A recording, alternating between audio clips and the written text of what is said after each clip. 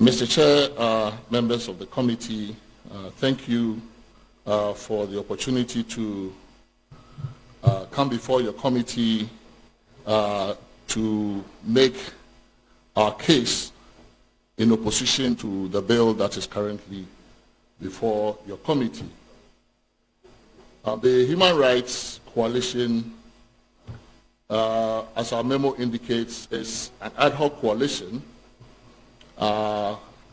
formed by and amongst a number of civil society organizations operating in Ghana for the express purpose of standing in opposition to the bill that is currently before your committee.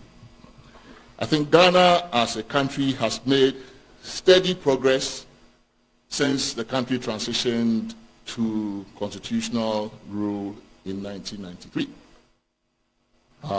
The progress that we have made has not escaped the notice of the world. We have some of the on the Freedom House rankings. We score very well, consistently have scored well on freedom in this country. The state of rights and freedoms have been hailed as among the best in the world, not just in Africa, not just our media, but also the general atmosphere of peace, civility, tolerance in the society.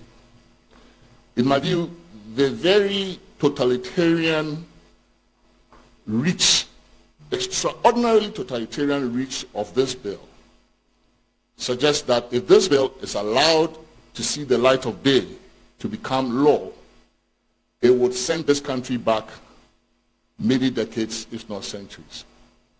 It would erode many of the progress, much of the progress that we have made as a democracy.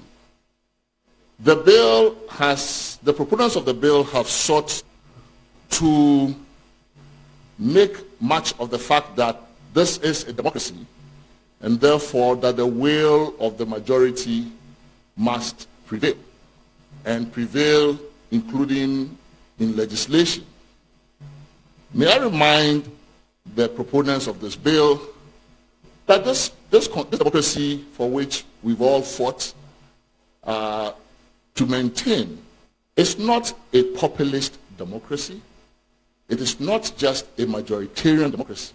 It is a constitutional democracy, which means that even the majority, including acts that are passed by Parliament, are subject to constitutional limitations. In fact, there are a number of institutions in our Constitution that are deliberately counter-majoritarian, right? That are deliberately placed there so as to serve as a check on the prejudices, the predilections of a majority. The Constitution's provisions on fundamental human rights are indeed one of such safeguards. They elevate the human being, the individual. And mind you, it doesn't just address citizens. The fundamental human rights provisions of the Constitution apply to persons, all persons, right? And they stand as a bulwark against the tyranny of the majority. So merely because you are part of a momentary majority, and majorities are fleeting, this is a momentary majority. Merely because you see yourself as part of a momentary majority does not entitle you to impose your will on even one individual in the society, if that individual is indeed backed by the Constitution in standing up against the majority. So majority might confer might, but it doesn't confer rights upon the persons. The proponents of the bill have also sought to wrap this bill in some sense of cultural nationalism by suggesting that we are Ghanaians, this is about Ghanaians, and we get to do what we want as Ghanaians, as if to suggest that we live on some island We are Ghanaians because we are part of a human society. We are part of the world.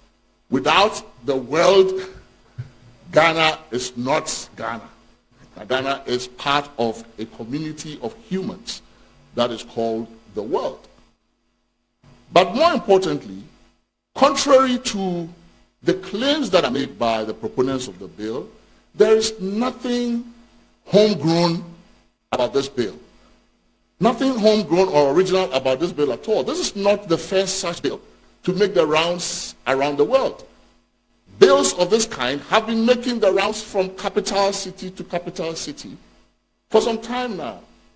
Since this crusade, this cultural war emanating from the United States began, a faction of the American cultural war, largely the right-wing evangelical wing of that war, started to crusade around the world with bills of this kind. So we've seen them in Moldova, we've seen them in Russia, we've seen them in Uganda, many times Nigeria. It's making the rounds. And the trick is that wherever it stops, wherever the train stops with this bill, the effort is made to customize it, cleverly customize it, so that it may be wrapped around this claim of cultural nationalism. There is nothing original about this bill or homegrown about this bill. That point must be made very clear. So for anyone to suggest that standing in opposition to this bill means that you are rather the one importing something that is un-Ghanaian into our midst is unfortunately inaccurate and false. But let me go to some of the substantive aspects of this bill and why we believe that this bill portends grave danger to this country if we were to allow it to become law. The bill is founded on a number of foundations, moral, cultural, factual, and legal, that are at best very, very weak. Right? One of the main foundations driving this law, and we've heard references made to the pre-existing act in the Criminal Offences Act, Section 104 of Act 29. The idea here is that where there is a problem, that somehow this is an old law. When it was done in the 60s, somehow homosexuals did not exist in Ghana. I don't know if that is the suggestion. And therefore, there's this new thing that it needs to take care of. Mind you, LGBT persons have not come before this house with a bill asking for anything. All the alphabets you see are the bill's proponents' own alphabets that they brought before this house. LGBTQ+++, trying to mock and create this sense of futuristic danger. It is part of the scaremongering that they have all of these plus things, right? Nobody but they themselves brought this bill before this house. So you don't turn around and say, oh, we don't know what is coming next. When you were putting the plus things there, what were you thinking? What futuristic mischief were you trying to solve? Young man. You have the right to ask him further questions for clarification. So please exercise restraint and let's listen to him. He's already spent about 15 minutes of his time. He has only 5 minutes, please. Yes. Right. Unnatural carnal knowledge is sexual intercourse. I haven't seen anything wrong. If you like, I can give you the option to raise what you think is wrong. Okay. What is your objection? Please go ahead. Thank you. Unnatural carnal knowledge, according to Section 104, is sexual intercourse with a person in an unnatural manner or with an animal. Let's focus on the unnatural manner because much has been made of the unnaturalness of the act that somehow this bill, that is at the foundation. So what does this bill do? It takes 104, which is about an act. 104 is neutral as to who is performing that act. By the time we get to this bill, that act, by the definition of sexual intercourse, has become somewhat not about the unnaturalness of the act. It becomes about certain persons only. So the same act, unnatural, partly because you can't procreate from that means. You can't procreate if you continue to have, penile penetration of the anus. Right? That is what partly makes it unnatural. And yet, when we get to this bill, it becomes only about same-sex persons performing that same act. How so? How so that the same act performed by different persons will attract different legal treatment? If it's unnatural as to same-sex persons, how does it become natural? How do you procreate when it's a heterosexual act? Or is there the suggestion that only same-sex persons might have sex this way? Obviously not. And yet, this is the foundation. Because once you get to the very first clauses of the bill, you get to this point. That we come from 104, we get to this bill, and something that is neutral as to sexual orientation or identity in 104 now becomes exclusively about LGBTQ persons, or about same-sex sex. So what is the menace that they are seeking to cure? If it is the unnaturalness of the act, why have you moved away from the act and now have attached it to only a group of persons? So it's unnatural, and therefore we criminalize it as to same-sex persons, but the heterosexual sex persons can continue to do the act. Would they procreate through this act? That fundamentally runs up against Article 17 of the Constitution. Right? Because what it means here is that your act is illegal depending on the sex or gender of the person you're doing it with.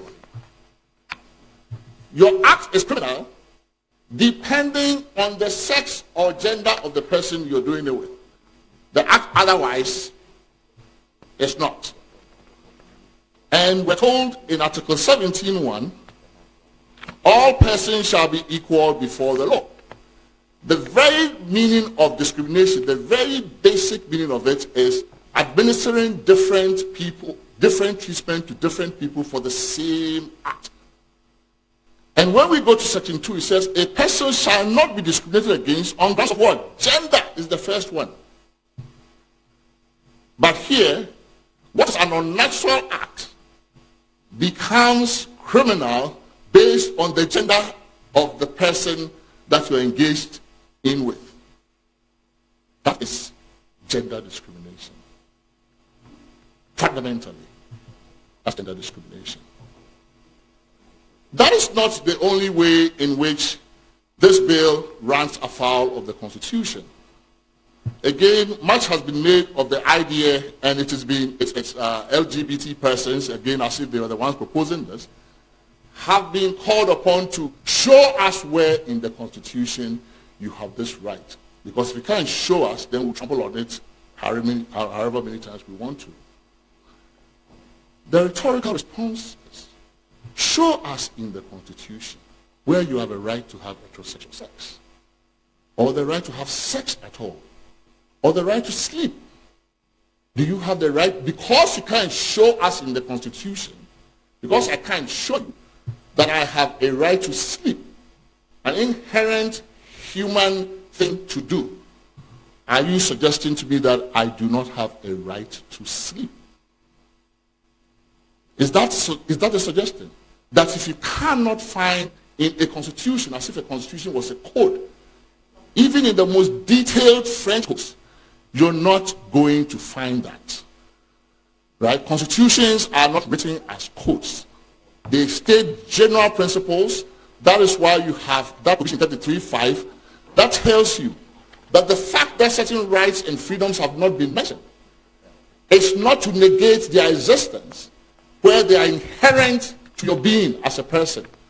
And 6, the right to have private, consensual, adult sex is as fundamental and inherent a right as any. And that is the right that is trampled upon here. If you want to name that right, it is that right that you have, that I have, that every heterosexual person has. That is the right that is being trampled upon here in this constitution, in this bill, as respect only to LGBT persons. And on what grounds? Unnatural? Obviously not, because you remain free, I remain free to do those unnatural things. And that unnaturalness is supposed to also be the menace for all of this talk about HIV and the like, right? Because you go around the media, they've even coined a word for it. The whole bill has gotten lost. Excuse me, Mr. Chairman, they call it Trumu Trumu. The Trumu Trumu bill. They called us all the Trumu Trumu professors and others, right? So is that, if it is about that, if the menace is the act, and what organ of the body you are using to get into what other organ of the body, then it's just difficult for me to understand why it would be applied only as to same-sex persons or LGBT persons, if it is the source of this peculiar menace that you say we are trying to kill. So once you read the bill of all of this superficiality, what remains is what my other friends on the concerned citizens group have suggested. This is an attempt to convert sins into crimes, theological wrongs into crimes. Not every sin is a crime. Not every sin is a crime. And in the sake of, I have to add a caveat. If you are in Afghanistan under the Taliban, maybe every sin is a crime. If you are under Sharia law, maybe, I don't know Sharia law. But in this kind of a republic, we just don't take sins and then convert them into crimes. There must be a secular reason why we would convert a sin and say, okay, well, there's a good reason also to criminalize murder. Because with murder, not only is it against 10 commandments, that's not what the state says, you are taking somebody's life. And it's on the basis of that rationale that is criminalized. It's not because it's a sin. It's not because it's theological wrong. It is also you are taking somebody's life. And we can go through a litany of crimes. That is also why certain crimes, certain sins are not criminalized. Because the state recognizes a realm of liberty for individuals. 2 more minutes to conclude. Thank you. The state recognizes a realm of liberty for individuals. So adultery, big sin. Big sin, right? It was in Leviticus before it came into the 10 Commandments. It is not criminalized. Why? Why? Because you don't take sins and automatically make them crimes where they evade human liberty of some sort. So states, secular states at least, have made a determination that certain private sins, as long as they take place among certain consenting adults in certain relationships and out of the public know, will remain where they are. Private sins between you and your God. So people ask, well, what about prostitution? We can go down the list. There's not enough time, but we can go down the list. What about prostitution? Sure. A lot of countries criminalize prostitution, not all. Many are actually decriminalizing them because they find it counterproductive to fighting certain things. But those that criminalize it, it's like the difference between I can, on my motorbike, I can take a passenger. It's not criminal. If I take a paying fare and it becomes Okada, then the state looks at me differently. When you commercialize something inherently private, the state always gets the power, the authority to intervene and regulate it. That is why prostitution is different. Unless you now want to tell us that private consensual sexual behavior among adults now has to get the FDA approval. And I don't know where else we're taking this, because this is not where it's going to stop.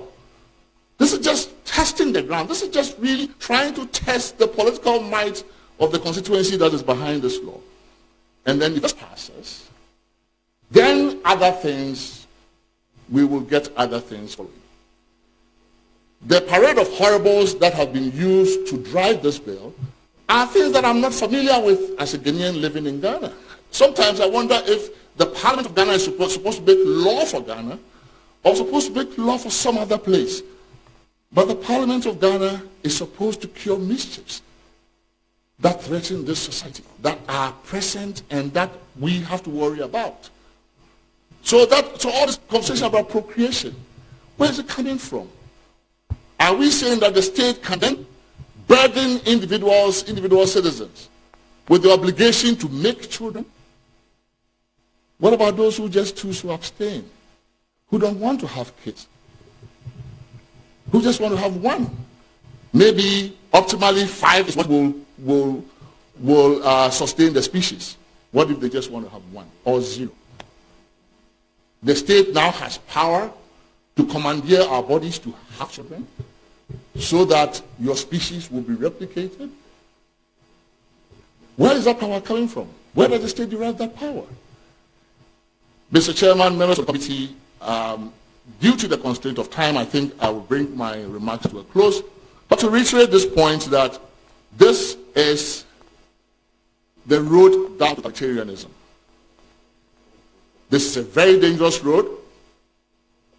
Populism driving the road to totalitarianism is going to turn this place into a vigilante society, a police state, where not just the persons that the bill is directly aimed at, but allies, me, CDD, we're allies. All manner of persons. And if you give support, sponsorship, procreate, what is this? Where is it coming from? Russia? Where is it coming from? Where is this coming from? This is very un-Ghanaian. There's nothing Thank you Ghanaian very about much. this bill. Thank you. Mr. Thank you. Right. So